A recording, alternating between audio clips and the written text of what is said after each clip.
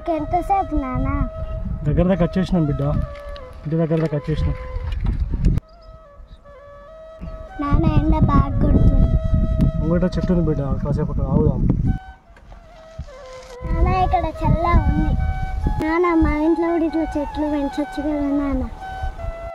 చెట్లు పెడుతున్నాను నాన్న, కానీ అవి పెరగట్లేదు. మమ్మల్ని కాపాడు, వాటిని కాపాడండి నాన్న, అవి పెరుగుతాయి.